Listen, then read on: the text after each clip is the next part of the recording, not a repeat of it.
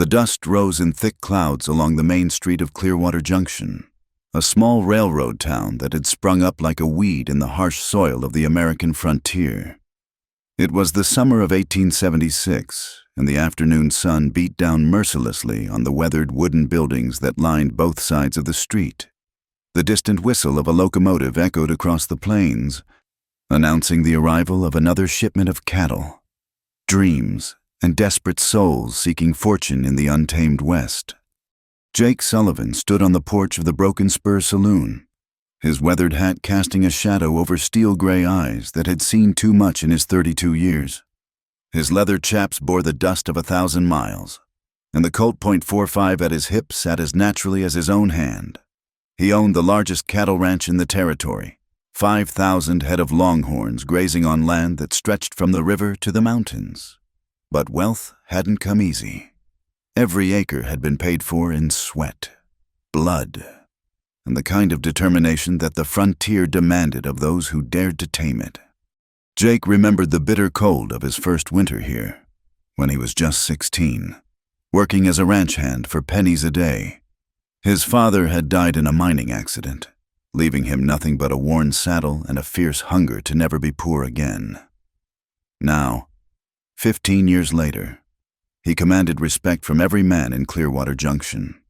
Some admired him, others feared him, but all knew that Jake Sullivan was not a man to be crossed.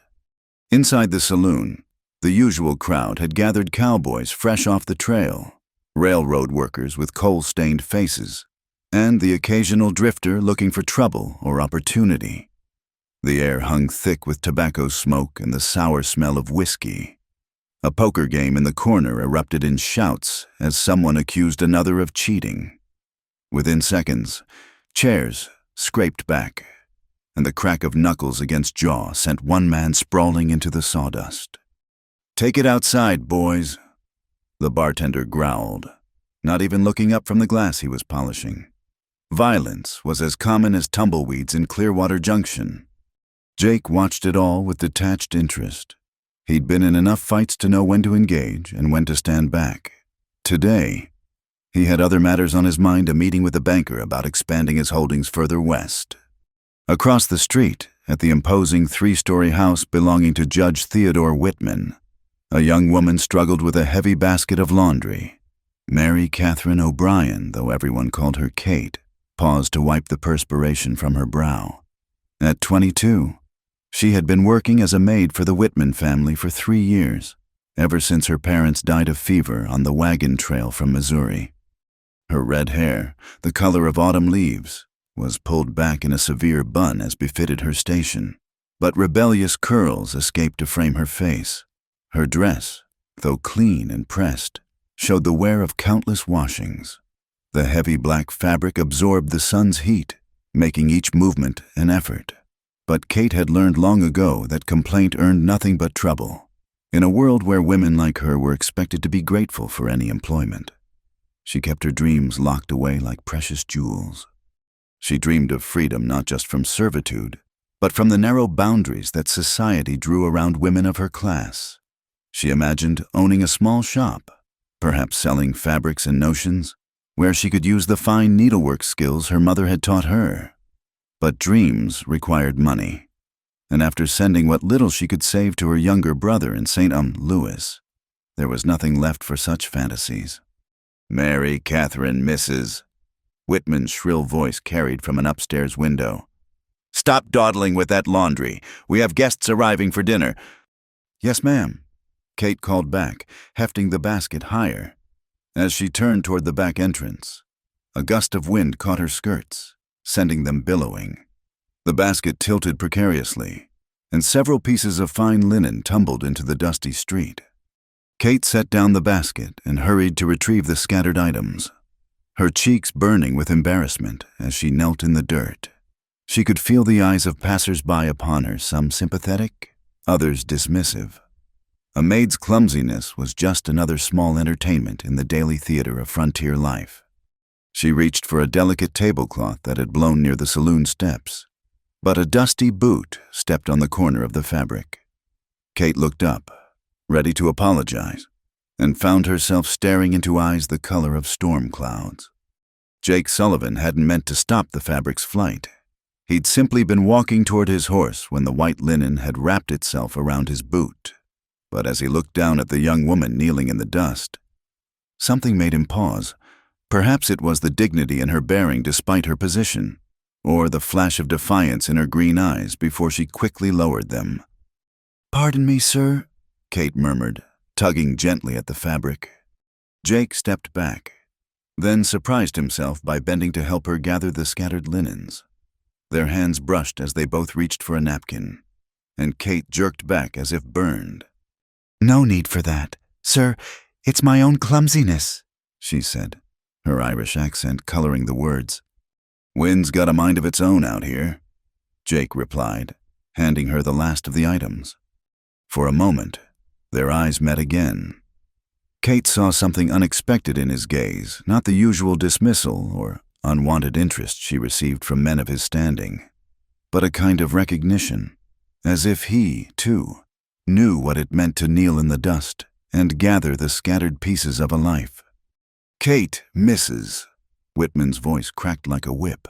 "This very instant." The spell broke. Kate bobbed a quick curtsy and hurried away, the basket clutched tightly in her arms. Jake watched her disappear around the corner of the house, then shook his head and continued to his horse. He had a ranch to run, deals to make, a future to build. He had no business thinking about a maid with fire in her green eyes and pride in the set of her shoulders. But as he rode out toward the banker's office, the image lingered, a young woman kneeling in the dust, somehow maintaining her dignity in a world that seemed determined to strip it away. The West was hard on everyone, but it was particularly cruel to women without protection or means. The sun continued its relentless journey across the sky, and Clearwater Junction returned to its usual rhythms. In the saloon, another fight broke out. At the railroad depot, families clutching worn carpet bags stepped onto the platform, their faces bright with hope or shadowed with despair. And in the judge's house, Kate scrubbed linens until her hands were raw, all the while remembering storm-gray eyes and a moment of unexpected kindness. Neither she nor Jake Sullivan could have known that this chance encounter would set in motion a chain of events that would test the very foundations of their world. In the American frontier, where survival often meant choosing practicality over passion, their story would become a testament to the power of love to transcend the rigid boundaries of class and convention. As the day wore on and shadows lengthened across the dusty streets, Clearwater Junction prepared for another night. Soon, the saloons would fill with laughter and arguments. The respectable folk would retreat behind locked doors, and the vast prairie would echo with the howl of coyotes. It was a hard land that demanded hard choices, where tomorrow was never guaranteed and happiness was a luxury few could afford. But sometimes, in the midst of all that hardness, something tender and unexpected could take root. Like a wildflower pushing through cracked earth, love could bloom even in the most unlikely ground. The weeks that followed their first encounter passed like pages in a book neither Jake nor Kate dared to read. Yet fate, with its peculiar sense of timing, seemed determined to place them in each other's path. Every Saturday morning, Kate accompanied Mrs. Whitman to the general store in Market Square.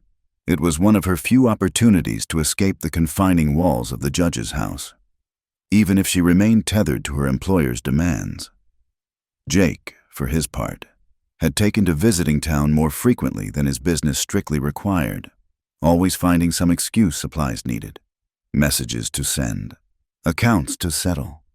The market square buzzed with activity as farmers sold their produce, traveling merchants displayed their wares, and townspeople gathered to exchange news and gossip. Kate moved through the crowd with practiced efficiency, checking items off Mrs. Whitman's list while that lady held court with other prominent wives near the millinery shop. Jake stood by the grain merchant's stall, ostensibly examining the quality of the feed, but his attention kept drifting to the slender figure in black moving through the market. He watched as Kate haggled with the vegetable seller, her chin lifted with quiet determination as she secured a fair price, when a rough-looking drifter jostled her, nearly knocking the basket from her arms. Jake had to force himself to remain where he stood. She didn't need his protection, and offering it would only draw unwanted attention to them both. The contrast between their positions had never been more apparent than in these public spaces. Jake wore fine leather boots and a coat that spoke of prosperity. Men tipped their hats to him, and merchants eager for his business offered their best prices without being asked. Kate's patched gloves and worn dress marked her as clearly as any brand. Vendors barely glanced at her face, seeing only the servant's attire and dismissing her accordingly. Yet Jake had begun to notice things that others missed: the way she held her head high despite the burdens she carried, how her fingers moved with artistic precision when selecting produce, the flash of intelligence in her eyes when she overheard conversations about politics or business. She was like a thoroughbred forced to pull a plow, all that potential wasted in drudgery. One particularly hot morning, the sun had already turned the market square into a furnace by 9 o'clock. Kate struggled with an especially heavy load. Mrs. Whitman had decided to host a large dinner party, and the preparations required twice the usual supplies. As she lifted a sack of flour from the merchant's counter, the weight proved too much. The bag slipped, threatening to burst open on the dusty ground. Strong hands caught it before it could fall. Kate looked up to find Jake Sullivan standing beside her, his expression carefully neutral as he helped her steady the load. "Allow me to carry this to your wagon, ma'am," he said formally, loud enough for others to hear. "That's not necessary, Mr. Sullivan," Kate replied, equally formal, though her cheeks flushed pink. "I can manage." "I'm sure you can," he said quietly, so only she could hear. "But why should you have to?" For a moment, their eyes held, and in that gaze passed an entire conversation that could never be spoken aloud. Then Kate lowered her eyes and nodded. "Thank you, sir. The judge's wagon is just there." They walked side by side through the crowd, Jake carrying the flour while Kate clutched her basket. Neither spoke, but both were acutely aware of the other's presence. The space between them seemed to hum with unspoken words. At the wagon, Jake loaded the flour alongside the other supplies. As he turned to leave, Kate's quiet voice stopped him. "Why?" The single word held a world of questions. Jake glanced around, ensuring no one was within earshot. "Maybe because I remember what it's like to have more pride than pennies," he said. "Maybe because kindness costs nothing but means everything when you're struggling." Before Kate could respond, Mrs. Whitman's imperious voice cut through the air. "Mary Catherine, what is taking so long?" Jake tipped his hat and strode away, leaving Kate standing by the wagon with her heart racing. She pressed a hand to her chest, willing it to slow. This was dangerous, this feeling that bloomed whenever he was near. She knew the rules that governed their world. Men like Jake Sullivan didn't truly see women like her. They might notice them, might even desire them, but any attention they paid came with a price she wasn't willing to pay. Yet, as the days passed, their brief encounters continued, a nod of acknowledgement as their paths crossed on the street, as a door held open a moment longer than necessary. Small courtesies that might have meant nothing from anyone else, but felt like lifelines thrown across the vast gulf that separated them. The prairie itself seemed to mirror the tension of their impossible situation. The grass had turned brown and brittle under the relentless sun. Dust devils danced across the landscape, and the horizon shimmered with heat mirages that promised water where none existed. The old-timers muttered about drought, about the land itself rejecting those who tried to tame it. Jake rode out to inspect his herds, finding them clustered around the few remaining waterholes. The creek that usually ran strong even in summer had dwindled to a trickle, standing on a rise overlooking his land. He felt the weight of responsibility not just for his cattle and the men who worked for him, but for something else, something he couldn't quite name. He thought of Kate, of the way she'd looked that first day kneeling in the dust. He thought of her quiet dignity, Her unspoken dreams that he could see lurking behind those green eyes?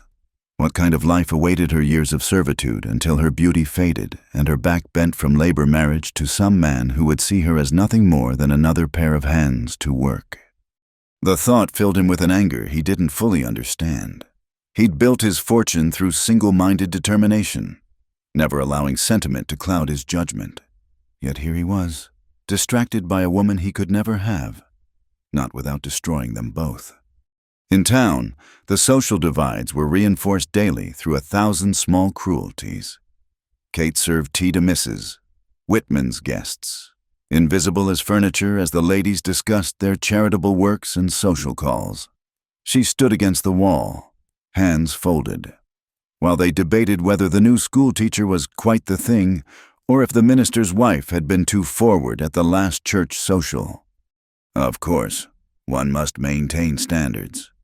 Mrs. Colonel Harrison was saying, her multiple chins wobbling with conviction. Let the wrong sort get ideas above their station, and where would we be? Chaos, absolute chaos. Indeed. Mrs. Whitman agreed, shooting a sharp glance at Kate as if suspecting her of harboring such dangerous ideas. The natural order must be preserved. It's for their own good. Really, imagine the unhappiness that comes from wanting what one can never have. Kate kept her expression blank, but inside, each word was like a small cut.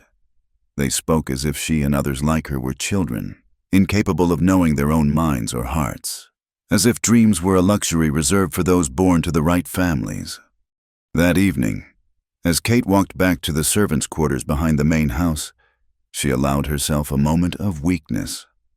She thought of Jake Sullivan's storm-gray eyes, of the gentleness in his voice when he'd spoken to her.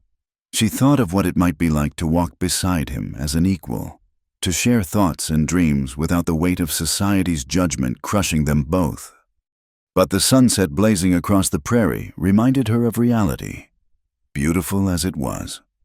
It signaled the coming of night, when dangers prowled and only the strong survived.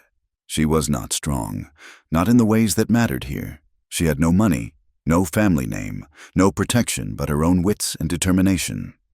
Jake, meanwhile, sat in his study at the ranch, staring at ledgers he couldn't seem to focus on. Through the window, he could see the vast expanse of his land, bought with years of struggle and sacrifice. He'd fought rustlers and drought, survived winters that killed lesser men, built something from nothing through sheer force of will. But what good was any of it if it came at the cost of his humanity? When had he become the kind of man who could want someone and simply take it because he had the power to do so? No, that wasn't who he was, who he'd fought to become, which meant he had to stay away from Kate O'Brien, had to kill this feeling before it grew too strong to control. The prairie wind howled outside, rattling the windows like a creature trying to get in. Or perhaps, Jake thought, it was trying to tell him something that, in this hard land, happiness was as fleeting as rain, and a wise man grabbed it when he could, before it evaporated like morning dew under the harsh sun.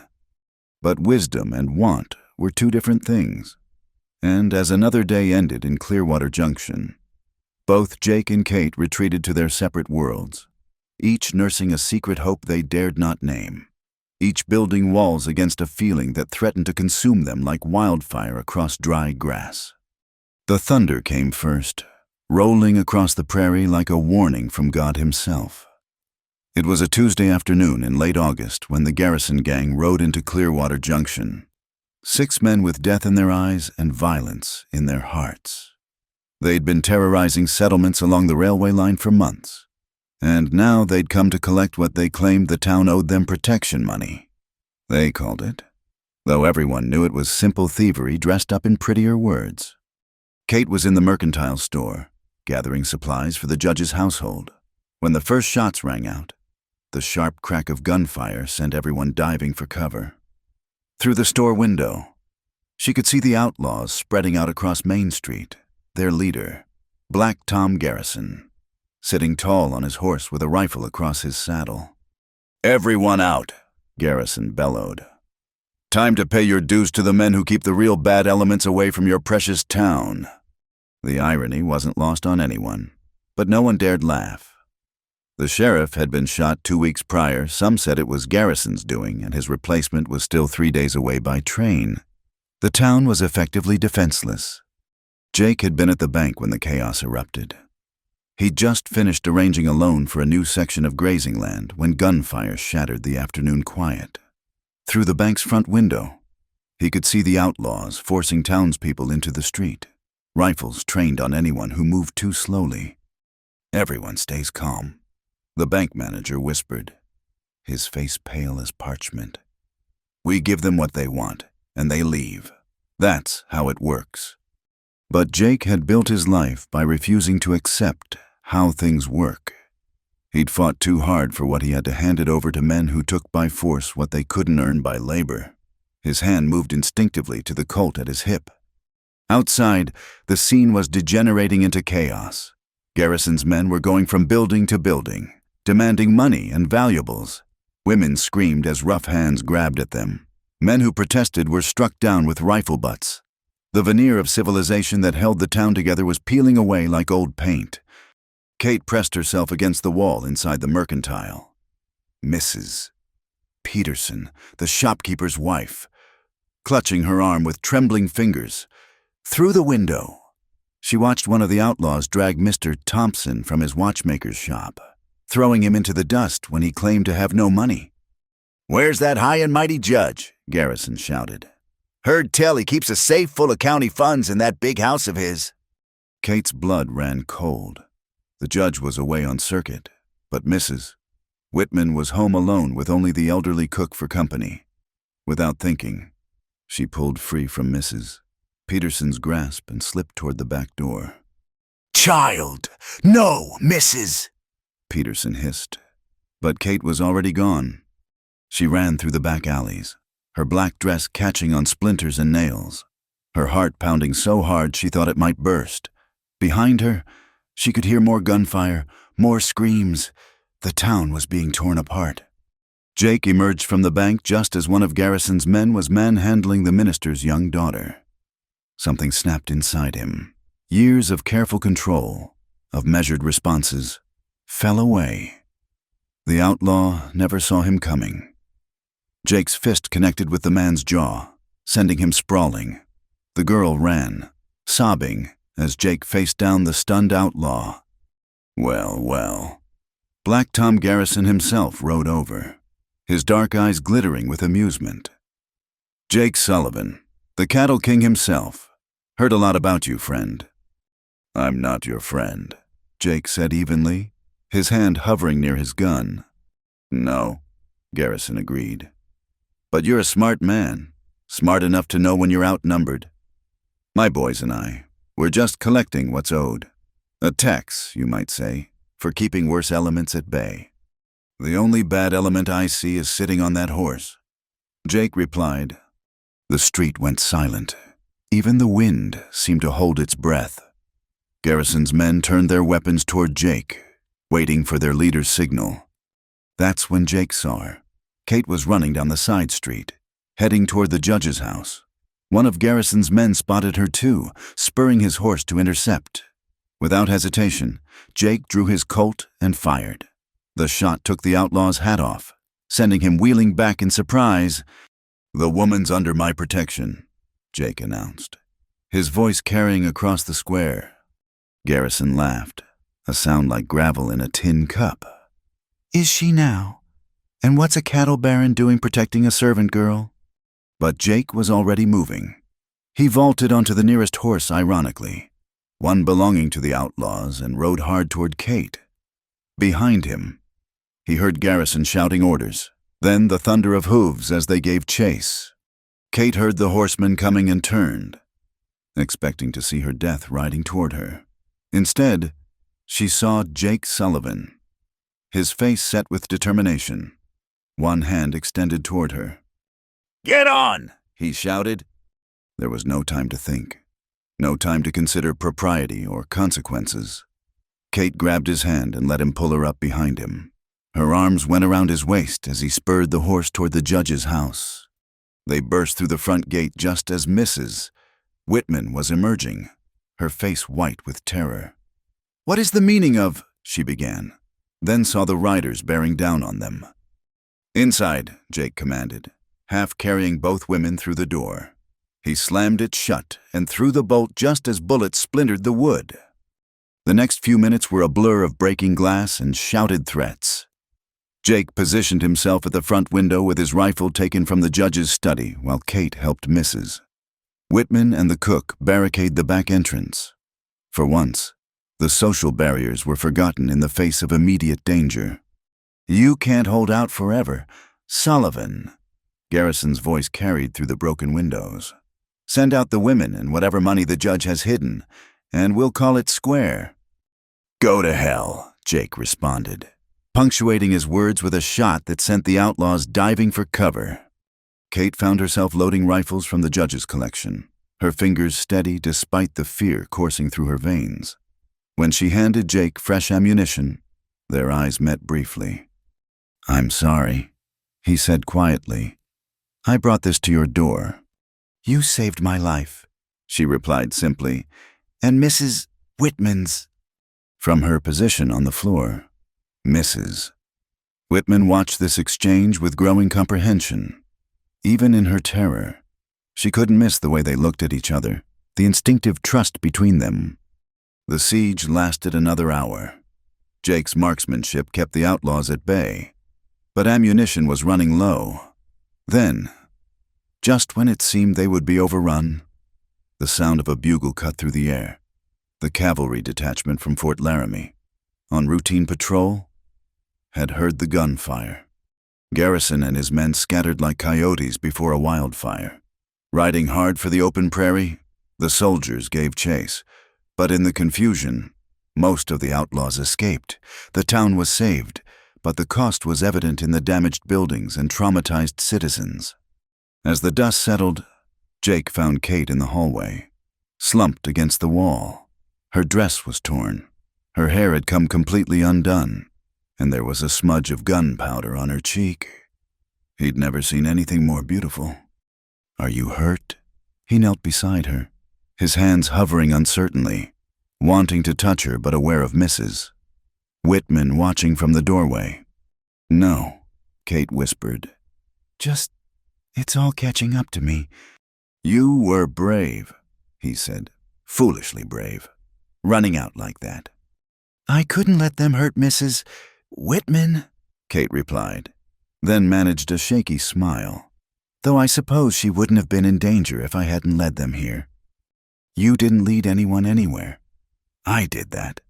His voice was rough with emotion. "Kate, Mr. Sullivan, Mrs. Whitman's voice cut through the moment like a blade. "I believe thanks are in order. You saved our lives." Jake stood slowly, helping Kate to her feet. His hand lingered on her elbow a moment longer than necessary. "Anyone would have done the same, ma'am." "No, Mrs. Whitman said, her shrewd eyes moving between them. "They wouldn't have." Later, as the town began to piece itself back together, stories of the siege spread quickly. Jake Sullivan had faced down the Garrison gang. He'd saved the minister's daughter, protected the judge's house, and shown the kind of courage that turned men into legends. But for Kate, the moment that stayed with her was quieter. It was the way Jake's voice had sounded when he said her name, the gentle strength of his hands as he helped her stand, the look in his eyes that said more than any words could express. That night, as she lay in her narrow bed in the servants' quarters, Kate touched the place on her waist where her arms had wrapped around him on that wild ride. She could still feel the solid warmth of him, the safety she'd felt despite the danger all around. Something had shifted that day. The careful distance between them had been shattered like the windows of the judge's house. In facing death together, they'd found something worth living for. The question now was whether they'd have the courage to reach for it, knowing the price they'd both have to pay. Outside, the prairie wind sang its ancient song, indifferent to human struggles and dreams. But for two souls in Clearwater Junction, that wind carried the faint promise of change, of possibilities that seemed as vast and dangerous as the frontier itself. The old cottonwood tree behind the Methodist church had stood for longer than anyone could remember, its gnarled trunk bearing the scars of countless seasons. It was here, in the dappled shade of its branches, that Jake and Kate began to meet, drawn together by a force stronger than the conventions that should have kept them apart. Their first real conversation came 3 days after the garrison raid. Kate had been sent to deliver a message to the minister about the church social, and Jake had been inspecting damage to the church roof. They found themselves alone for the first time since that chaotic day. "How are you faring?" Jake asked, his voice gentle. That was quite an ordeal. Kate looked up from the envelope in her hands, surprised by the genuine concern in his tone. "I'm well enough, Mr. Sullivan, though I confess I still jump at sudden noises." "Jake," he said quietly, "when we're alone, call me Jake." The informality should have scandalized her. Instead, it felt like a gift. "Then you must call me Kate." They stood in awkward silence for a moment, both aware they were crossing a line but unable to step back. Finally, Jake gestured to a fallen log that served as a rough bench. "Would you sit for a moment? There's something I've been wanting to say." Kate glanced around nervously, but saw no one. The late afternoon sun painted everything in shades of gold and amber. She sat, carefully arranging her skirts, and he settled beside her, maintaining a proper distance. "I owe you an apology." Jake began. "My actions that day put you in danger. If I hadn't—" "Stop!" Kate's voice was firm. "You saved lives that day, mine included. I won't hear you apologize for being brave." Jake smiled ruefully. "My mother used to say I was brave to the point of foolishness.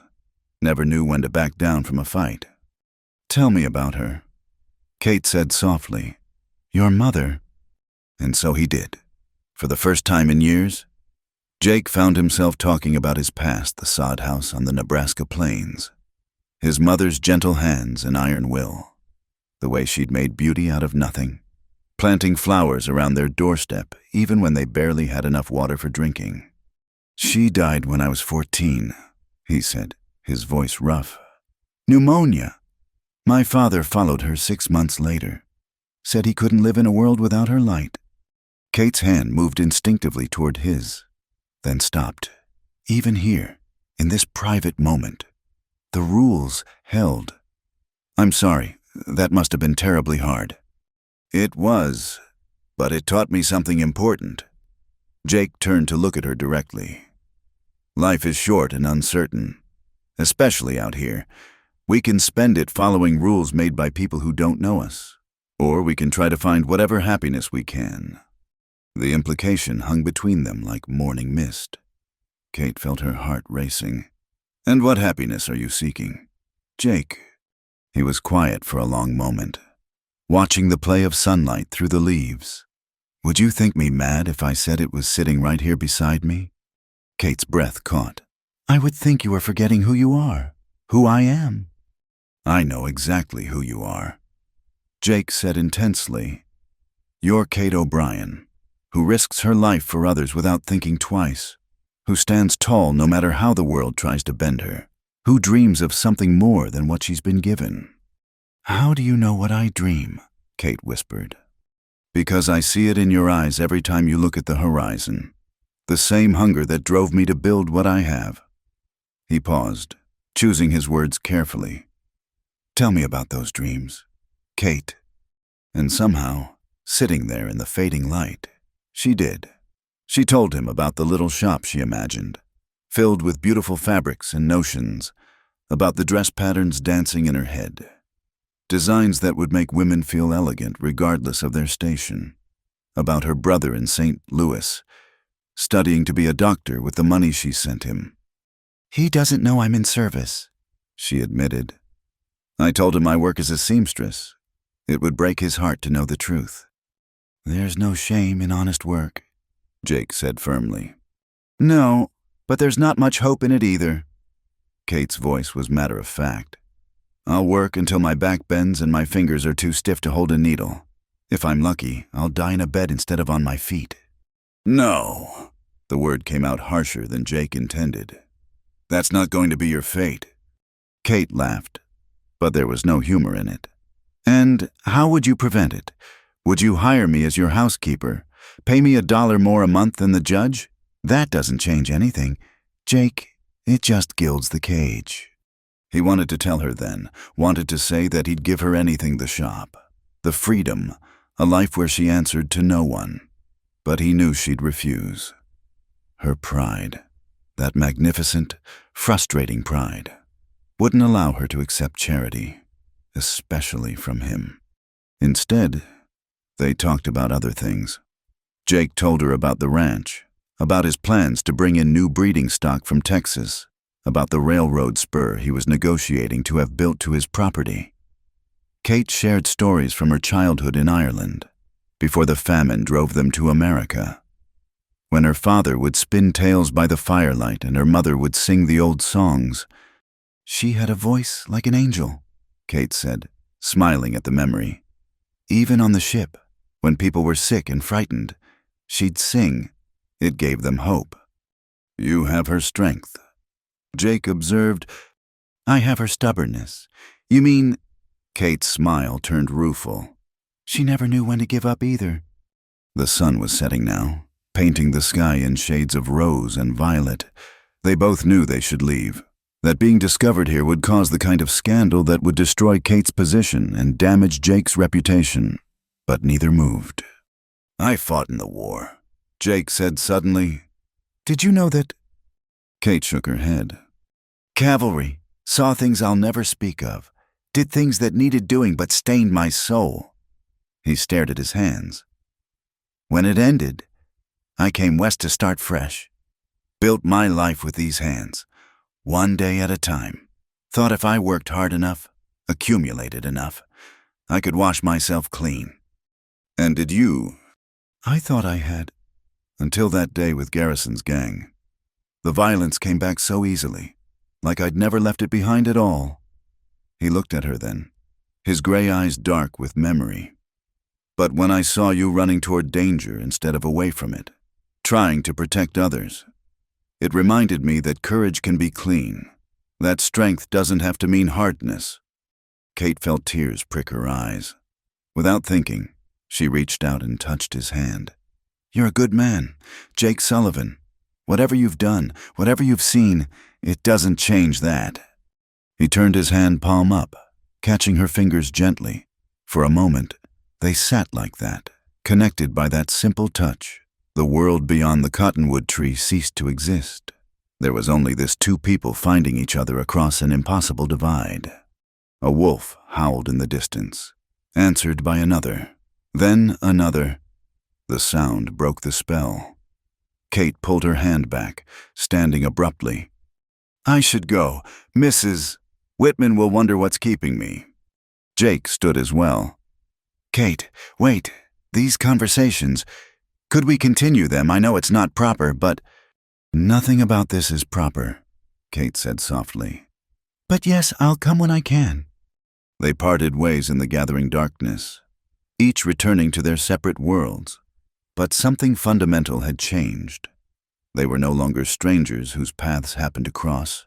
They were two people who had found in each other a recognition, an understanding that transcended the boundaries society had drawn around them. Over the following weeks, they met when they could stolen moments in the shadow of the cottonwood tree, brief conversations in the corners of the market, accidental encounters that were anything but accidental. Each meeting deepened the connection between them, even as it increased the danger. Jake found himself telling Kate things he'd never told another soul, about the loneliness that came with success, the way the ranch sometimes felt like a prison of his own making, about the nightmares that still woke him, echoes of cavalry charges and dying men. Kate, in turn, shared her fears and frustrations, the daily humiliations of service, the dreams deferred, the weight of responsibility for her brother's future, but also the small joys, a perfectly mended seam, a sunset over the prairie, the rare kindness of strangers. Sometimes I think we're like those wolves, Kate said one evening, as the mournful howls drifted across the plains. calling out in the darkness, hoping someone will answer. Someone did answer, Jake said quietly. The question is what we do about it. They both knew the answer to that. In a different world, perhaps their story might have been simple, but here, in Clearwater Junction, with its rigid rules and watching eyes, their growing feelings were as dangerous as any outlaw's gun. Yet still they met, drawn by a force stronger than fear or propriety, under the cottonwood tree, as the seasons began to turn and the first hints of autumn touched the leaves. Jake Sullivan and Kate O'Brien built a world that existed only in those stolen moments, a world where hope was not just a dream for fools, but a light worth following. No matter how dark the path ahead might be. The whispers started like tumbleweeds, small and insignificant at first, then gathering momentum as they rolled through Clearwater Junction. Mrs. Henderson had seen Jake Sullivan helping the Irish maid with packages twice. The banker's wife noticed how the cattle baron's eyes followed the servant girl at the harvest festival.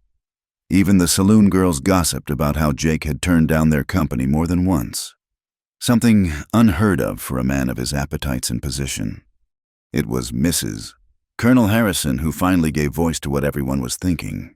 At the weekly meeting of the Ladies' Temperance Society, held in Mrs. Whitman's parlor, she leaned forward with the air of someone delivering crucial intelligence. "I hate to be the bearer of unseemly news," she began, which everyone knew meant she relished it. "But I feel it's my Christian duty to warn you. Dear Mrs. Whitman, your Irish girl has been seen in compromising situations with Mr. Sullivan." Mrs. Whitman's teacup rattled against its saucer. Compromising situations. Walking together. Talking. Alone. Mrs. Harrison emphasized each word as if it were a crime. "Behind the church, of all places. My nephew saw them there just yesterday evening." The room erupted in scandalized murmurs. Kate, who was serving tea, kept her hands steady through sheer force of will, though she felt the blood drain from her face. "I'm sure there's an innocent explanation," the minister's wife ventured tentatively. "Innocent, Mrs." Harrison's voice rose. "What's innocent about a man of Mr. Sullivan standing consorting with a servant? We all know what such men want from such girls." "That's enough. Mrs. Whitman said sharply. "Mary Catherine, you're dismissed." Kate set down the teapot and walked out with as much dignity as she could muster, but she could feel their eyes boring into her back. In the kitchen, she slumped against the wall, her heart pounding. She'd known this day would come, but that didn't make it easier to bear. That evening, Mrs. Whitman summoned her to the study. The judge sat behind his desk like a magistrate preparing to pass sentence, while his wife stood by the window, her face carved from stone. "Is it true?" Mrs. Whitman demanded without preamble. "Have you been meeting secretly with Mr. Sullivan?" Kate lifted her chin. "We've spoken on occasion. Ma'am, he's been kind to me." "Kind." The judge's voice was cold. "Is that what you call it when a wealthy man shows interest in a girl of your station?" "It's not like that," Kate said firmly. "Mr. Sullivan has been nothing but respectful. Respectful men don't seek out servant girls for conversation." Mrs. Whitman snapped. "You've brought scandal to this house. Mary Catherine, I took you in when you had nowhere else to go, and this is how you repay me." Kate wanted to defend herself, to explain that what existed between her and Jake was pure and honest, but she knew they wouldn't understand. In their world, a man like Jake could only want one thing from a woman like her. "You will cease all contact with Mr. Sullivan immediately." The judge commanded, "If I hear of one more meeting, one more accidental encounter, you'll be dismissed without reference. Do I make myself clear?" "Yes, sir," Kate whispered. "Furthermore," Mrs. Whitman added, "you're confined to the house except for necessary errands, and those will be supervised.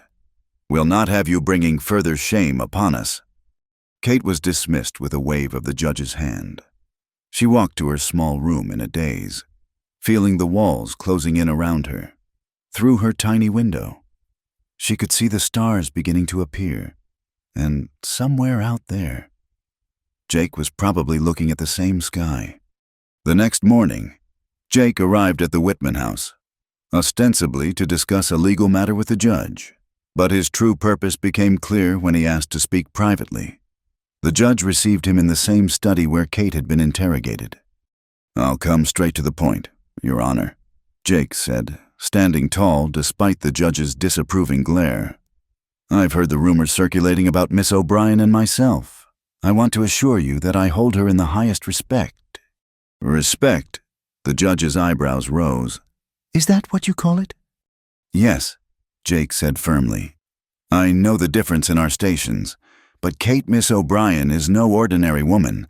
She has intelligence, courage, and dignity that put most of society to shame." "She's a servant," the judge said flatly. "An Irish Catholic servant with no family, no dowry, no prospects. What exactly are your intentions toward her, Mr. Sullivan?" Jake was silent for a moment, knowing that his next words would determine everything. "Honorable ones." The judge laughed, but there was no humor in it. "Honorable, do you plan to marry her, then make her mistress of your ranch, introduce her to your business associates as your wife?" Each question was a blow, highlighting the impossibility of the situation. Jake's jaw tightened. "I haven't thought that far ahead." "Then let me think for you," the judge said, leaning back in his chair. "You're a man of property and standing. You have a reputation to maintain, business relationships that depend on respectability. Take the girl as your mistress, if you must. God knows it wouldn't be the first time, but don't fool yourself into thinking it could be more." "Kate would never agree to such an arrangement," Jake said, his voice dangerous. "Then leave her be." The judge replied, "Let her find happiness with her own kind. Some hard-working Irish lad who'll give her a respectable life. Don't ruin her with your attention." Jake left the house in turmoil. The judge's words echoed in his mind, each one a truth he'd tried to avoid. What could he really offer Kate? A life of scandal and social ostracism. The loss of everything she'd worked for. That evening, Jake waited by the cottonwood tree, hoping against hope that Kate would find a way to come. The sun set, painting the sky in shades of loss. But she didn't appear. He waited until full dark, then rode home alone. Kate saw him from her window, a solitary figure in the gathering gloom. She pressed her hand against the glass, tears streaming down her face. Mrs. Whitman had made good on her threat. Kate was virtually a prisoner now, watched constantly, her every movement monitored. The next day brought fresh humiliation. At the market, under the watchful eye of the cook, Kate endured the whispers and stares of the townspeople. Women who had once treated her with casual indifference now looked at her with contempt or pity. Men's gazes lingered in ways that made her skin crawl. "Always knew she was putting on airs," she heard one woman mutter, "acting like she was better than the rest of us. Well, now we see what she really is." But the worst came when Jake appeared at the other end of the market square. Their eyes met across the crowd, and in that moment, all the longing and frustration of their separation was visible. Jake took a step toward her, but Kate shook her head slightly, warning him off. The cook was watching, along with half the town. Jake's face hardened. He turned on his heel and strode away, but not before Kate saw the pain in his eyes. It matched her own. That evening, in defiance of all orders and common sense, Kate slipped out through the servant's entrance. She had to see him, had to explain. The cottonwood tree stood silver in the moonlight, and Jake was there, as she'd known he would be. "Kate," he breathed, reaching for her hands. "I've been going mad." "We can't do this," she said, even as she let him pull her close. "They're watching me constantly. If they find out I've disobeyed—" "Come away with me," Jake said urgently. "Tonight, we'll go to California, Oregon, somewhere they don't know us." start fresh. And live on what your reputation, your business contacts. Kate pulled back. Everything you've built is here. Jake, I won't be the reason you lose it all. None of it means anything without you. That's beautiful to say now, Kate said, her voice breaking. But what about in 5 years, 10, when the romance has faded and you're stuck with an Irish servant for a wife, shunned by society, your business ruined? I don't care about society, Jake said fiercely. You will, when doors close in your face, when your friends cross the street to avoid you, when any children we might have are called names and excluded. Kate was crying now. I have seen what happens to women who reach above their station. Jake, the world doesn't forgive it. They stood there in the moonlight, the space between them feeling like an ocean. Finally, Jake spoke, his voice rough with emotion. So this is it, we just give up? I don't know, Kate whispered. I only know that right now. Loving you feels like standing in front of a wildfire, beautiful and terrible and certain to consume everything in its path. Jake pulled her into his arms then, and she didn't resist. They held each other in the shadow of the old tree, while overhead the stars wheeled on, indifferent to human pain. Your heart beats for me alone, Jake murmured against her hair. That's what I want to tell you, Kate. Whatever happens, wherever you go, my heart beats only for you. Kate pulled back to look at him, memorizing every line of his face. And mine for you, always. They parted then, knowing that everything had changed. The town had shown its teeth, and the price of their love was becoming clear. But as Kate slipped back into the judge's house and Jake rode home through the darkness, both carried the same thought. Some things were worth the price. No matter how high, the question was whether they'd have the courage to pay it. The man who rode into Clearwater Junction on a dust-covered black stallion bore the marks of hard living.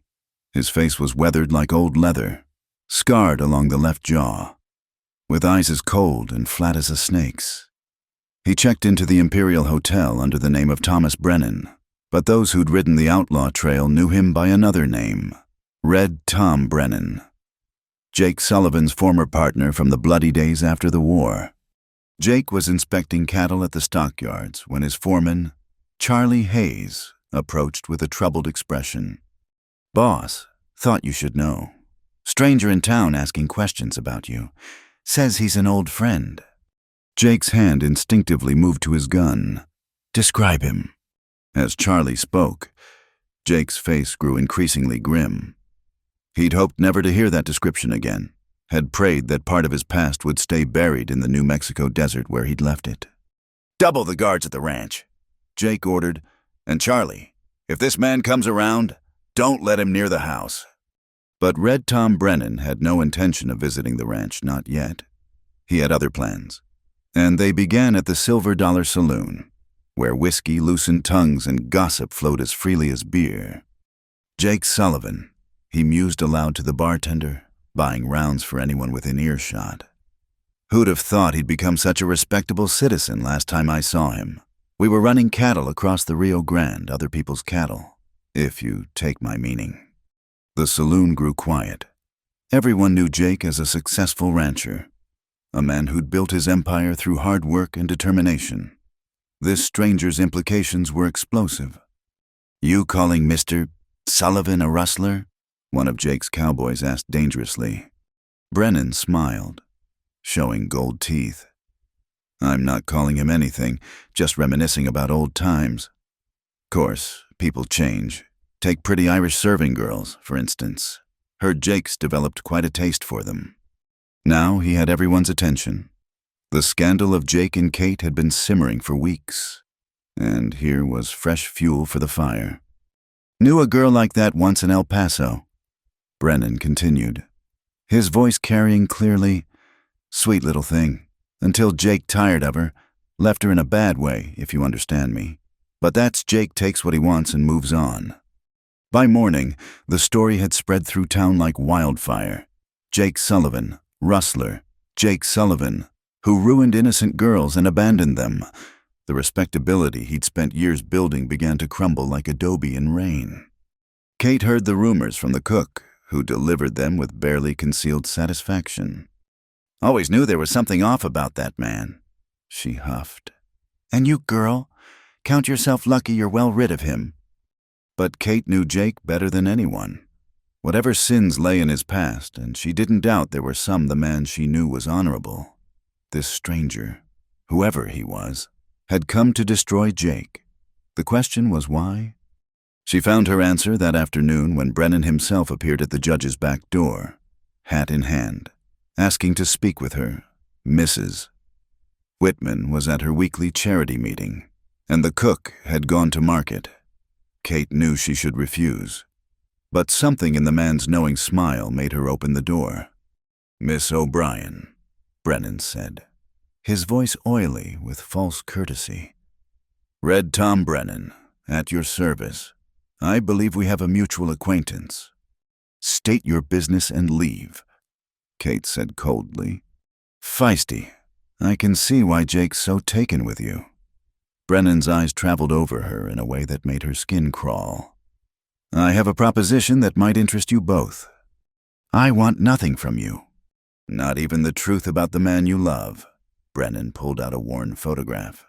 "That's Jake there, and that's me, taken in '68 down in Las Cruces. We were partners then in everything, including the gang that robbed the Butterfield stage and left 3 guards dead." Kate's heart sank, but she kept her expression neutral. "Why are you telling me this?" "Because Jake owes me. When the law came calling, he grabbed the strong box and ran, left me to face the noose. I spent 7 years in Yuma prison because of him. 7 years in hell while he used our money to build his empire. And now you want revenge." "I want what's mine," Brennan corrected. "Half of everything Jake has. He can pay me and I'll disappear. Or he can watch me destroy everything he's built, starting with you." Kate felt a chill run down her spine. "I don't understand." "It's simple. Either Jake pays, or I make sure everyone knows exactly what kind of man he is. And you, my dear, will be Exhibit A, the innocent servant girl he seduced and ruined.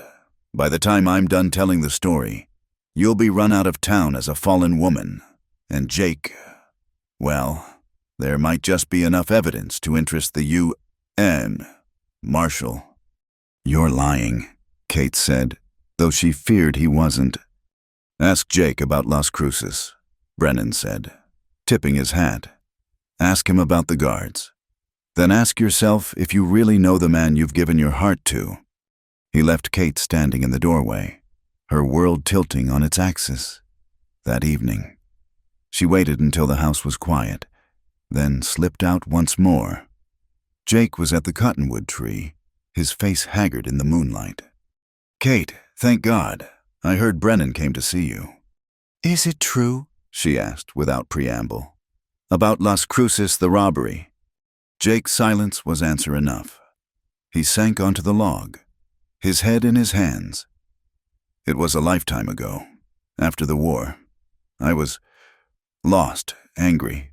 I fell in with Brennan's gang, did things I'll regret until I die. The guards, I didn't kill them," Jake said quickly. "That was Brennan, but I was there. I was part of it." He looked up at her, his eyes pleading. "I took my share of the money and ran, yes, but I used it to start honest, bought my first 100 head of cattle, worked 18-hour days to build something clean." Kate sank down beside him, her mind reeling. "And Brennan?" "He was caught 2 days later. I heard he'd been hanged, or I would have sent him his share. I swear it. Kate, I never meant for him to take all the blame." They sat in silence, the weight of the past pressing down on them. The Jake she knew, honorable, protective, kind, seemed at war with this image of a younger man driven by desperation and rage. "He wants half of everything you have," Kate finally said, "or he'll destroy us both." "I'll pay," Jake said immediately. "It's only money." "No," Kate said firmly. "If you pay, he'll always have power over you. There has to be another way." Jake took her hands. Kate, listen to me. Tomorrow, I'm going to make him an offer. Enough money to disappear forever. Then you and I are leaving California, Oregon, anywhere. We'll start fresh where the past can't follow." "Running again?" Kate asked softly. Jake flinched. "It's not running if we're going towards something instead of away from it." But even as he said it, they both knew the truth. The past had a way of following, no matter how far you ran. And Brennan didn't strike Kate as the type to be satisfied with any amount of money. The next day, tensions in town reached a breaking point. Jake met Brennan at the hotel, their conversation audible through the thin walls to anyone who cared to listen, and many did. "20,000. Jake said, "Cash. You take it and disappear." Brennan laughed. 20. Your ranch alone is worth 10 times that. No, partner, I want half of everything, or I start talking.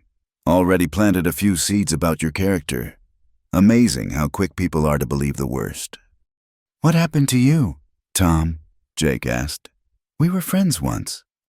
"Prison happened. 7 years of breaking rocks while you were building your empire on our blood money." Brennan's voice turned vicious. "You want to protect that pretty Irish girl, pay up. Otherwise, I'll make sure her reputation is so ruined, she'll have to work in the kind of establishments where her only value is on her back." The sound of a fist hitting flesh echoed through the hotel. When Jake emerged, his knuckles were bloody and his face was set in stone. Behind him, Brennan's laughter followed like a curse. That night, Kate lay awake in her narrow bed, staring at the ceiling. Outside, a storm was building on the prairie, the wind howling like a living thing. She thought about Jake, about the weight he carried, about the impossible position they were in. Love had seemed so simple in those stolen moments under the cottonwood tree. Now it felt like a trap, with Brennan as the hunter and them as the prey. Whatever happened next, she knew their time of innocent dreams was over. The past had arrived to collect its due, and the price might be more than either of them could pay. The dust storm that had been building for days finally broke on a Wednesday afternoon, turning the sky the color of dried blood. It was in this hellish twilight that Red Tom Brennan made his move, gathering a crew of drifters and outlaws with promises of easy money from Jake Sullivan's ranch. Kate was in the root cellar when she heard the horses too many horses for normal visitors. Through a crack in the cellar door, she saw them 8 men, armed and dangerous, spreading out around the judge's property. Her blood ran cold when she recognized Brennan's scarred face. "We know she's here," Brennan shouted. "Send out the Irish girl, and nobody gets hurt." "Inside the house, Mrs. Whitman clutched her throat in terror. "What do they want with Mary Catherine?" Judge Whitman, who had returned early from court, loaded his rifle with steady hands. "They don't want her. They want Sullivan. She's just bait." Kate knew he was right, without thinking of her own safety. She burst from the cellar and ran for the stable. If she could reach a horse, she could warn Jake. Behind her, she heard Brennan's men shouting, then the thunder of hooves as they gave chase. The mare she grabbed was fast, but not fast enough. 2 of Brennan's men cut her off before she'd gone a mile, forcing her back toward town. As they closed in, shots rang out from the direction of Main Street. Jake and his men, alerted by the commotion, were riding hard toward the sound of gunfire. What followed was chaos. The 2 groups clashed in the center of town as civilians dove for cover. Jake fought like a man possessed, trying to reach Kate, while Brennan's men used overturned wagons and water troughs as cover. "Sullivan," Brennan's voice cut through the gunfire, "surrender yourself, and the girl goes free." "Let her go first," Jake shouted back, blood streaming from a graze on his temple. In the confusion, Kate found herself dragged from her horse and thrust behind a stack of grain sacks. One of Brennan's men, a greasy-haired outlaw named Morse, held a gun to her ribs. "Pretty little thing," he sneered. "Boss says we can't kill you, but he didn't say nothing about—" His words were cut off by a rifle butt to the skull. Charlie Hayes, Jake's foreman, pulled Kate to safety. "Stay down," "Miss, this is about to get uglier." And it did. The firefight raged through the afternoon, bullets shattering windows and splintering wood. The sheriff, finally roused from his afternoon drunk, tried to restore order but quickly retreated when bullets whistled past his ears. Jake had taken position on the roof of the Mercantile, picking off Brennan's men with deadly accuracy. But for every one that fell, it seemed two more appeared. Brennan had planned this well, turning the town into a battlefield. "Jake!" Kate screamed as she saw Brennan himself creeping along the alley toward Jake's position. Without thinking, she grabbed a fallen pistol and fired. The shot went wide, but it was enough to alert Jake. He spun and fired in one motion.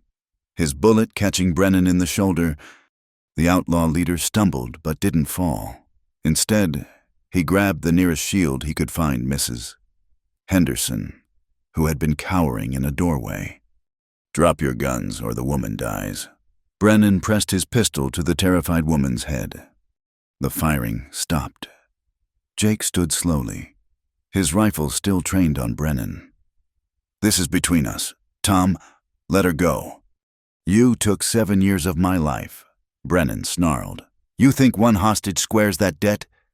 That's when Kate did something that would be talked about in Clearwater Junction for years to come. She stepped out from cover, walking calmly toward Brennan with her hands raised. "Take me instead," she said clearly. "I'm the one you really want. Jake will do anything to save me." "Kate, no!" Jake started down from the roof, but Brennan's gun swung toward him.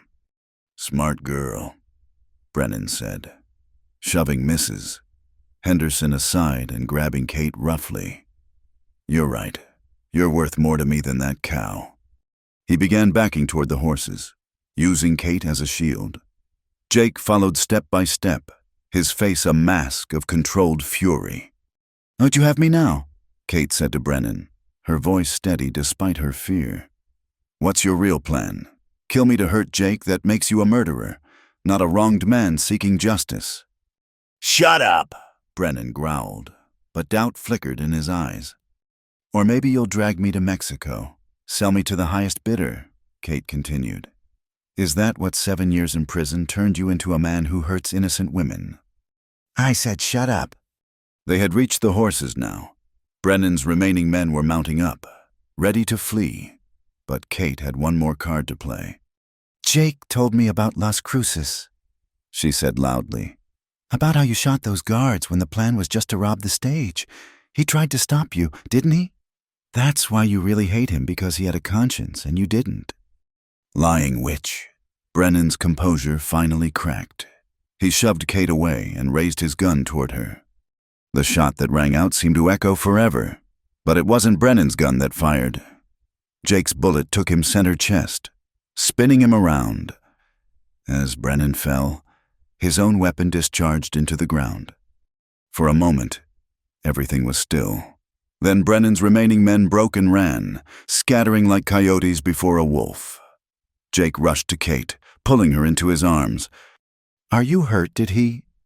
"I'm fine," Kate gasped, clinging to him. "I'm fine." Around them, the townspeople began emerging from cover. Some stared at the bodies in the street, others at Jake and Kate embracing in public, all pretense of propriety abandoned. But the danger wasn't over. As Jake helped Kate to her feet, Judge Whitman approached, his face grave. "Mr. Sullivan, that was a righteous shooting. No jury would convict you." He paused, his eyes moving to Kate. "However, this incident has made certain things abundantly clear. My wife refuses to have Miss O'Brien under our roof another night, and frankly, after today's violence, I'm inclined to agree." "Judge," Jake began, but Whitman held up a hand. "Furthermore, while I'm grateful for your protection of the town, your past associations have brought violence to our streets. The town council will be meeting to discuss whether someone with your history should be allowed to maintain business interests here." Kate felt Jake tense beside her. Everything he'd built was crumbling because of her. Because of them. I'll leave, she said quietly. Tonight, I'll go to San Francisco, find work there. No, Jake said firmly. He looked at the judge, then at the gathering crowd. You want me gone, fine. I'll sell the ranch, settle my affairs. But Kate comes with me as my wife, if she'll have me. The crowd gasped. Public proposals were scandalous enough, but from a man of Jake's standing to a servant girl, in the middle of a street still littered with shell casings. Kate's eyes filled with tears. Jake, you don't have to. Yes, I do. He cupped her face in his hands, heedless of the watching eyes. I've been running from my past for years, building walls of money and respectability. But you saw through all of that to who I really am. I'm done running. Kate, done pretending. You said my heart beats for you alone. Let me prove it. This is highly irregular. The judge sputtered. So is love, Jake replied, never taking his eyes off Kate. What do you say, Kate O'Brien? Will you marry a former outlaw who's trying to be a better man? Kate looked around at the shocked faces, the destruction in the street, the uncertain future stretching before them. Then she looked at Jake, brave, flawed, wonderful Jake, and made her choice. Yes, she whispered, then louder, so the whole town could hear, yes, I'll marry you, Jake Sullivan. He kissed her then, right there in the dusty street, while the good people of Clearwater Junction watched in scandalized fascination.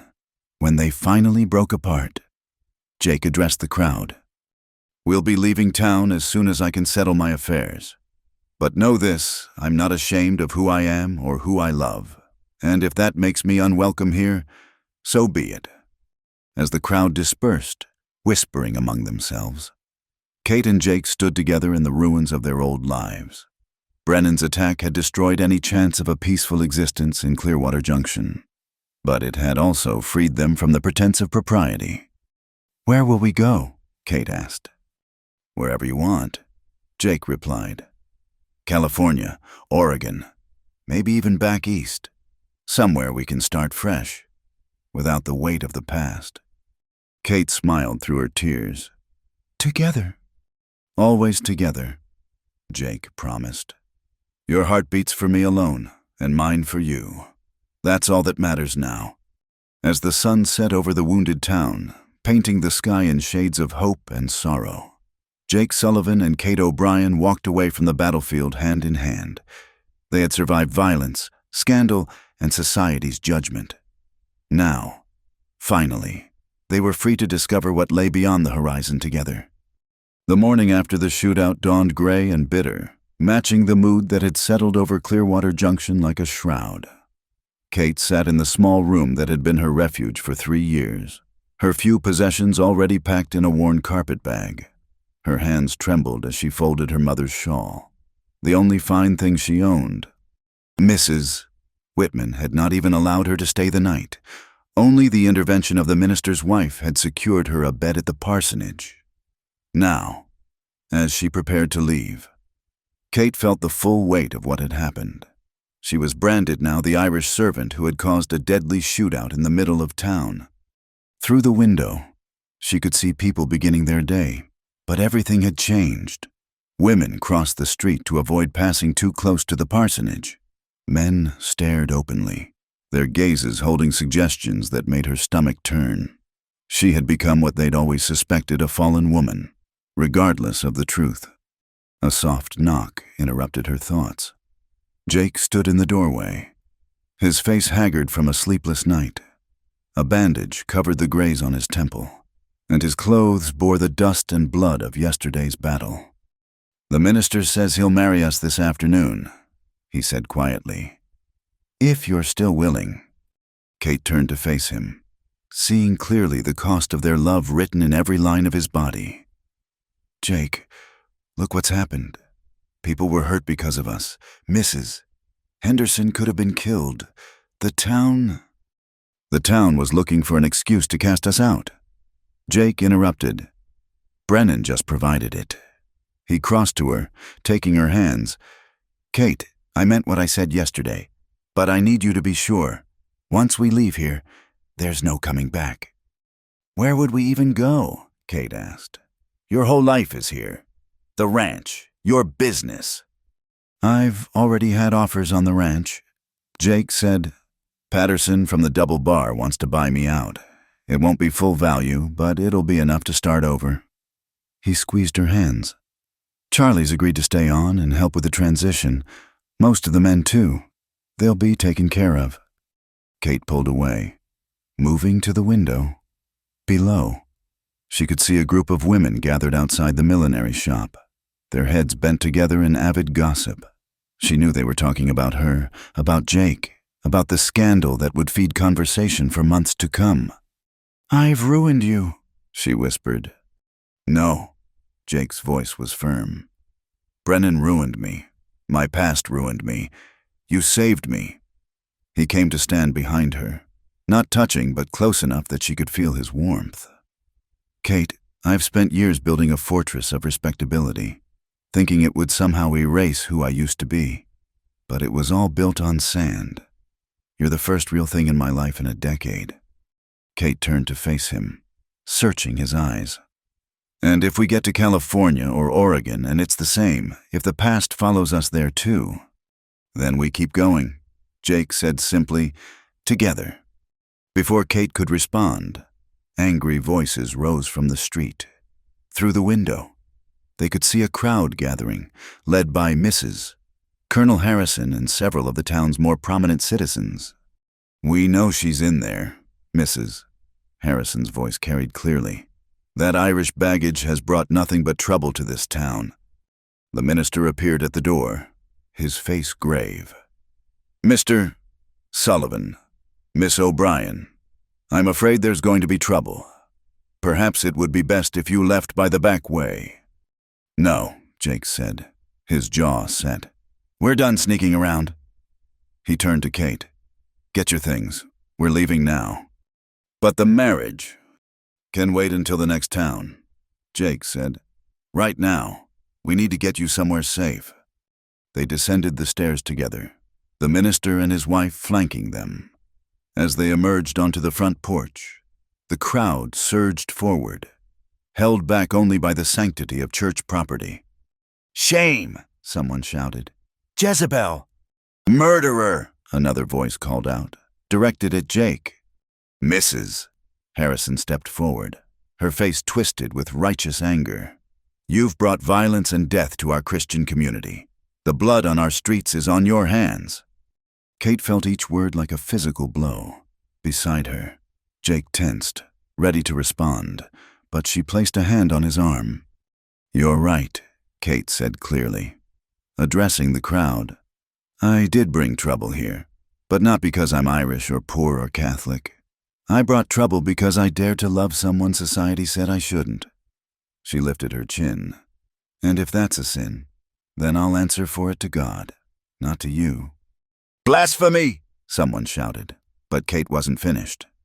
You speak of Christian community, she continued, her voice growing stronger.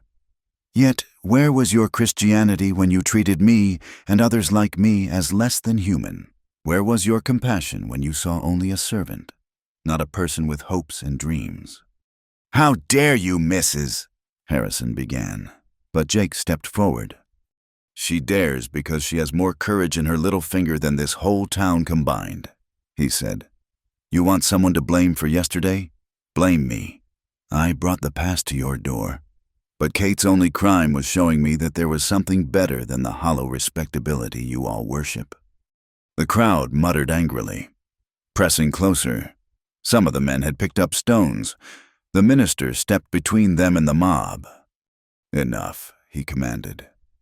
There will be no violence on church grounds. Mr. Sullivan and Miss O'Brien are leaving town. Let that be an end to it. For a moment, the crowd wavered. Then someone threw the first stone. It missed Kate by inches, shattering against the church wall, as if that were a signal. More projectiles followed stones, clods of dirt, even a rotten apple that splattered against Jake's coat. Run, the minister shouted. Jake grabbed Kate's hand and they ran, pursued by the mob. They made it to the stable where Jake's horse waited. along with a second mount Charlie had prepared. As they swung into the saddles, Kate looked back one last time at the town that had been her home. The parsonage, the judge's grand house, the mercantile where she'd shopped all of it was lost to her now. But as they galloped out of Clearwater Junction, the mob's angry shouts fading behind them, she felt something unexpected relief. They rode hard for an hour before Jake finally slowed the pace. They stopped by a stream to rest the horses, and Kate sank onto a rock, suddenly overwhelmed by all that had happened. "My brother," she said suddenly. "I send him money every month. If I don't—" "We'll send him more from the next town," Jake assured her. "Enough to finish his studies and set him up properly." He knelt beside her. "Kate, I know you've lost everything because of me, but I swear to you, I'll spend the rest of my life trying to make it right." Kate looked at him, this man who'd given up his empire for her, who'd faced down a mob rather than deny what they had. "I haven't lost everything," she said softly. "I've lost a cage I never wanted to be in." They rode on as the sun climbed higher, heading northwest toward the mountains. Behind them, smoke rose from Clearwater Junction. Someone had set fire to the small cabin Jake had used as a line shack, a final gesture of the town's rejection. That night, they camped under the stars, the vast prairie stretching endlessly around them. Kate lay in Jake's arms, feeling safer than she had in months despite having no roof over her head. "Are you afraid?" Jake asked quietly. "Yes," Kate admitted. "But not of what's ahead.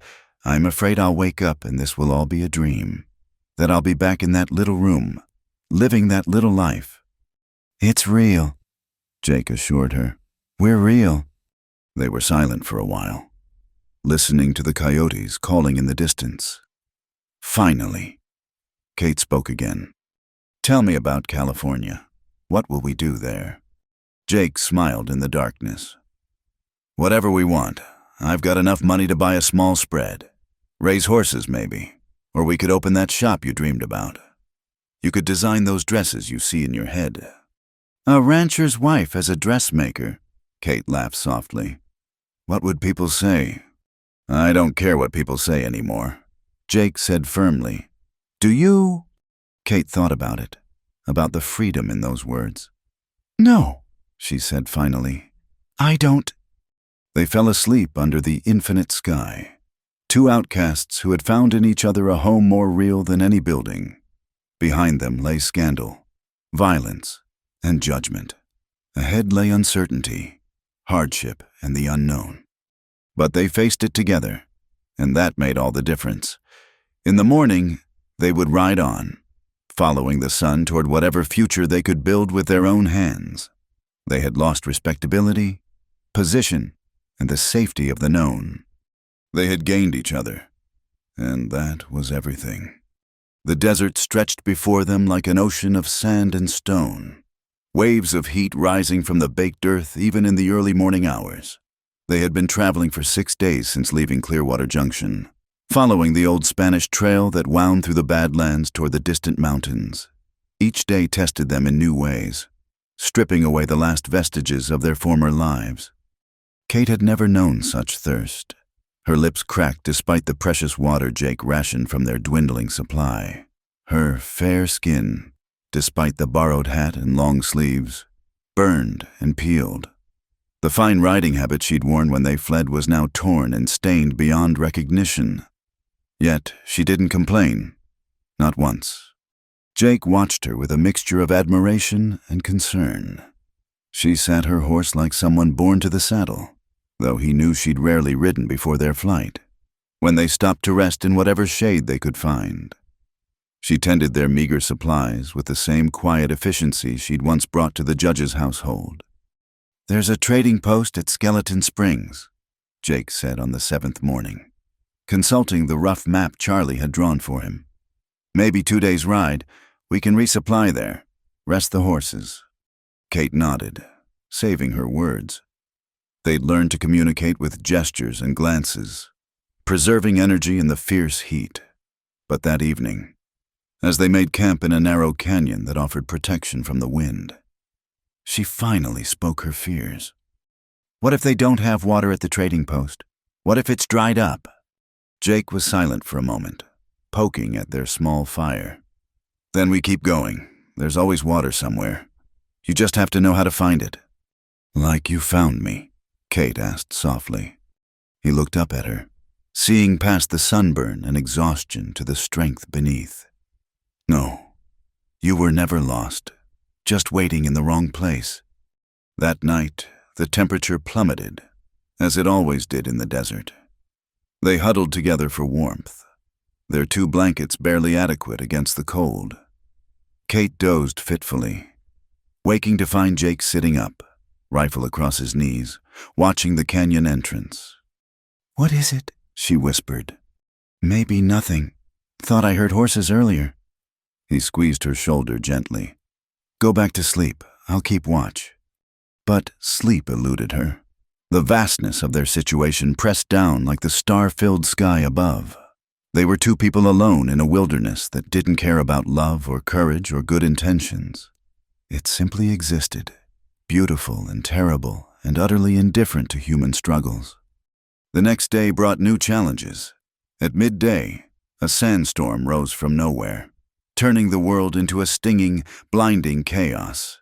They dismounted, using the horses as shields, pressing themselves against a rock face as the wind howled like a living thing. Kate felt Jake's arms around her, his body protecting her from the worst of the sand. She pressed her face against his chest, feeling the steady beat of his heart even as the storm raged. When it finally passed, they were both coated in dust, looking like ghosts risen from the earth. "Well," Jake said, spitting sand, "that's one way to get clean clothes dirty." Kate laughed despite everything, the sound cracking through her dry throat. It was absurd. Laughing in the middle of nowhere with sand in every crevice and uncertain survival ahead. But what else was there to do? They reached Skeleton Springs as the sun was setting on the 8th day. The trading post was little more than a collection of adobe buildings clustered around a well. But to Kate, it looked like paradise. The well had water brackish and warm, but water nonetheless. The trader, a grizzled man named Elijah Morse, looked them over with knowing eyes. "Running from something or to something?" he asked as he tallied up their supplies. "Both." Jake answered honestly. "We're headed to California." Morse nodded. "Lot of folks are these days. Gold fever's cooling, but there's still opportunity for those willing to work." He glanced at Kate. "Your missus looks done in. There's a room out back you can use. $1 a night includes water for washing." "We're not," Kate began, then stopped. What was the point of explaining? "Much obliged," Jake said, laying coins on the counter. The room was tiny and sparse, but it had a real bed and a basin of water. Kate sank onto the mattress with a sigh of pure relief. Jake brought in their saddlebags and then surprised her by producing a small wrapped package. "What's this?" she asked. "Open it." Inside was a simple gold band, worn smooth with age. Kate looked up at him, eyes wide. "It was my mother's," Jake explained. "I've carried it with me since, well, for years. Kept meaning to sell it but never could." He knelt beside the bed, taking her hand. "I know we said we'd wait for the next town, but Kate, I don't want to wait anymore. We might not have a minister or witnesses, but I want you to be my wife, here, now, in this forgotten place where no one knows us or judges us." Kate felt tears streak through the dust on her cheeks. "Jake!" "I know it's not what you dreamed." He continued quickly. "No church, no dress, no celebration, but—" "Yes," Kate interrupted. "Yes, of course, yes." Under the flickering light of a kerosene lamp, with the desert wind singing outside, they made their vows. Simple words, heartfelt and true. Jake slipped his mother's ring onto Kate's finger, and she fashioned a ring for him from a leather cord. They were married in the eyes of God, if not the law, bound by something stronger than any paper could make them. That night, as they lay together as husband and wife. Kate traced the scars on Jake's chest marks from his violent past that he'd never have to hide from her again. "No regrets?" he asked softly. "None," she answered, "though I do wish we had a real bath." Jake chuckled. "I'll build you a house with the biggest bathtub in California. Hot water whenever you want it."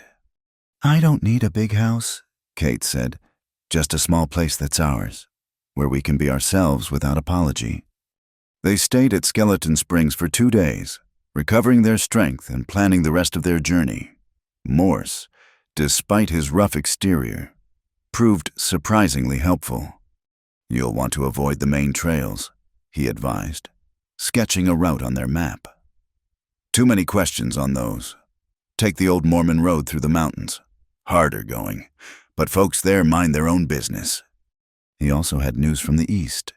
Heard tell there was some trouble in a town called Clearwater Junction.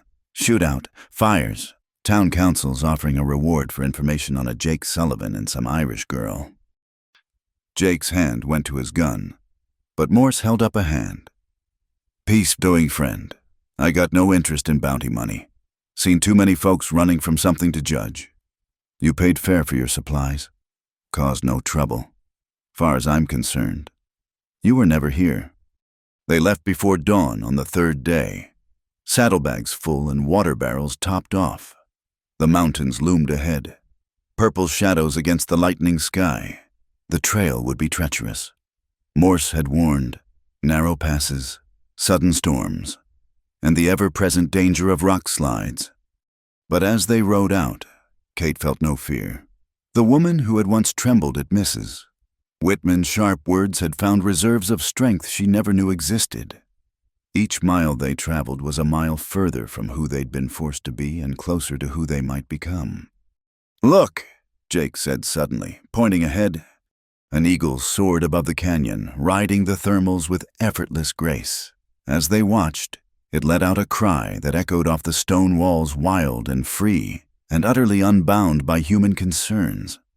"That's us," Kate said softly. "Or it will be, once we reach the other side." Jake reached over and took her hand, careful not to disturb their horse's steady pace. "Your heart beats for me alone," he said, repeating the words that had become their touchstone. "And mine for you," Kate replied, "always." They rode on into the mountains, two souls tested by fire and sand and society's judgment, emerging stronger for the trials. Behind them, the desert spread vast and unforgiving. Ahead, the peaks promised new challenges and perhaps, at last, a place where they could build a life without shame or pretense. The sun climbed higher, painting the rocks in shades of gold and red. And somewhere in California, a future waited uncertain but theirs for the taking. The valley opened before them like a promised land, green and gold under the California sun. After weeks of desert and mountain passes, the sight of grass and trees and running water seemed almost miraculous. Jake and Kate sat their weary horses at the crest of the final hill, looking down at what would become their new home. There, Jake pointed to a bend in the creek below, where a grove of oak trees provided shade and shelter. "That's where we'll build." It had been 3 months since they'd fled Clearwater Junction. 3 months of hard travel, odd jobs in mining camps to earn supplies, and nights under stars that seemed to shine brighter the further west they went. They'd been legally married in a small Nevada town by a justice of the peace who asked no questions, making official what their hearts had already sealed at Skeleton Springs. The land Jake had purchased, sight unseen from a failed prospector, turned out to be everything they'd hoped: 40 acres of good pasture, water rights to the creek, and soil rich enough for a kitchen garden. It wasn't an empire like his ranch in Colorado, but it was theirs, free and clear. Their first weeks were spent in a tent while Jake built their cabin. Kate worked alongside him, learning to handle tools she'd never touched before. Her hands, once soft from indoor work, grew calloused and strong when she hammered her thumb instead of a nail. She cursed in Irish, making Jake laugh despite her pain. "You've changed," he told her one evening as they sat by their campfire, too tired to do more than lean against each other. "Have I?" Kate asked, genuinely curious. The woman I met in Clearwater Junction would have been horrified at the thought of sleeping in a tent and building a house with her bare hands. Kate smiled. That woman was afraid of everything, of wanting too much, of being seen, of disappointing others. I think I left her somewhere in the desert. "I'm glad," Jake said, kissing her dusty hair. "I like this version better." As autumn arrived, so did their first neighbors, the Johnsons, a free black family who owned the adjacent farm, rode over with a wagon full of preserved foods and practical advice. Thomas Johnson had fought in the war like Jake, and his wife Sarah had doctored enough injuries to serve as the area's unofficial healer. "Folks out here don't much care where you came from," Thomas told them over coffee in their half-finished cabin. "We're all running from something or towards something. What matters is how you treat your neighbors and whether you pull your weight." It was Sarah who first noticed Kate's condition. "How far along are you, honey?" she asked gently during one of her visits. Kate's hand went instinctively to her still flat stomach. 3 months. I think maybe 4. Sarah smiled knowingly. "You'll want to get that house finished before winter. Babies have a way of arriving whether you're ready or not." The news transformed Jake. He worked with renewed energy, adding an extra room to their simple cabin, crafting a cradle with the same care he'd once reserved for breaking horses. In the evenings, he'd place his hand on Kate's growing belly and talk to the child within, telling stories of the future they'd build together. Kate, for her part, began transforming their rough cabin into a home. She made curtains from fabric bought in the nearest town, planted flowers around the doorstep as Jake's mother once had, and started a vegetable garden that would feed them through the winter. The dress shop she'd dreamed of seemed less important now than creating this sanctuary in the wilderness. They weren't completely free of their past. However, one day in late autumn, a letter arrived. Forwarded through several towns, Kate recognized her brother's handwriting and tore it open with trembling hands. "My dearest sister," it began, "I have heard the most disturbing rumors about your circumstances. Please write immediately to assure me of your safety and honor. If you are in trouble, I will leave my studies and come to you at once." Kate wrote back that very day, telling Patrick the truth that she had married a good man, that they owned land in California, that she was happier than she'd ever dreamed possible. She didn't mention the scandal that had driven them west or the violence that had preceded their flight. Some truths were better left in the past. Winter came gently to their valley, nothing like the fierce storms of Colorado. Jake's small herd of cattle, purchased with the last of his savings, grew fat on the good grass. Kate's garden provided enough vegetables to see them through, supplemented by game Jake hunted and preserved Sarah Johnson taught Kate to make. On a clear February morning, with frost sparkling on the grass and Jake out checking the cattle, Kate felt the first pains. Sarah arrived within the hour, calm and competent, sending Jake to boil water and tear clean cloths. "First babies take their time," Sarah assured Kate. "We've got ours yet." But this baby was as eager for life as its parents had been for freedom. As the sun reached its zenith, a healthy cry filled the cabin. Jake burst through the door, his face wild with worry, just in time to see Sarah place a squalling infant in Kate's arms. "A daughter," Sarah announced, perfect as a spring morning. They named her Hope, for that's what she represented, hope for the future. Hope that love could triumph over prejudice. Hope that the next generation might find the world a kinder place than their parents had. As Kate recovered, neighbors came calling with gifts and congratulations. The minister from town blessed the baby without asking questions about her parents' past. The Mexican family from down the valley brought hand-woven blankets. Even the crusty old German who ran the general store managed to smile when Jake brought Hope in for her first visit to town. "You've done well for yourselves," Thomas Johnson observed one evening as several families gathered for a barn raising on the Johnson property. "Built something real here." Jake looked across the yard to where Kate was laughing with the other women, Hope sleeping peacefully in her arms. The setting sun turned everything golden, and for a moment, he could hardly breathe for the beauty of it. "We had help," Jake said simply. "Good neighbors make all the difference." It was true. In Clearwater Junction, they'd been isolated by rigid social structures and judgment. Here, in this patchwork community of dreamers and survivors, they'd found acceptance. Not because people didn't know their story, frontier gossip traveled fast, but because everyone had a story, and most weren't interested in casting the first stone. 1 year became 2, then 3. The cabin grew into a proper house. Jake's herd expanded, and his reputation as an honest dealer spread. Kate finally opened her shop, not for fancy dresses, but for practical clothing that could withstand frontier life. Women came from miles around for her sturdy, well-made garments that somehow managed to include touches of beauty, a bit of embroidery here, a flattering cut there. Hope grew like a wildflower, brown from the sun and fearless as her parents. She spoke her first words in English, peppered with Irish phrases from Kate and Spanish from their neighbors. She rode before she could properly walk, sitting in front of Jake as he worked the cattle. On their 5th anniversary, Jake and Kate sat on their porch, watching Hope chase fireflies in the garden. The mountains rose purple in the distance, and the creek sang its evening song. "Any regrets?" Jake asked, echoing his question from years before. Kate looked around at their life, modest but their own, built with love and sweat and determination. She thought of the girl she'd been, serving tea in someone else's parlor, dreaming of a freedom she couldn't even fully imagine. "How could I regret the path that led me here?" she asked.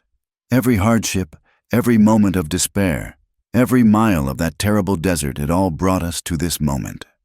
Jake took her hand, feeling the calluses that matched his own, the simple gold band still bright on her finger. "Your heart beats for me alone," he said softly. "And mine for you," Kate replied, the words as true now as they'd been under a cottonwood tree in another life. "Always."